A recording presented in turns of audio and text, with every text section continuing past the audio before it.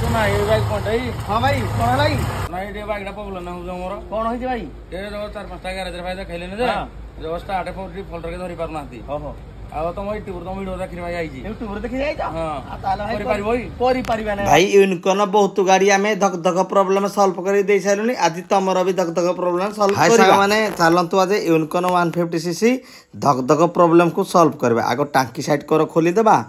आउ head cover ऊपर खोली देबा कैरेक्टर खोली देबा फिल्टर खोली देबा आउ कोडी प्रॉब्लम अछि देखि धक धक प्रॉब्लम को सॉल्व करबा आपण माने भी कमेंट बॉक्स रे कमेंट करंतु कोन प्रॉब्लम ले गाड़ी धक धक होए आ सकाळ स्टार्टिंग प्रॉब्लम हुए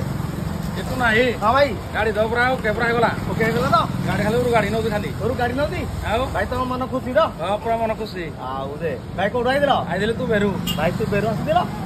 तम दक दक प्रॉब्लम सॉल्व होला ଗାଡି ପୁରା ଓକେ ଭାଇ आउ एति गेले तो हला आउ भाई सब खाली खुशी हे कि जीवो ହଁ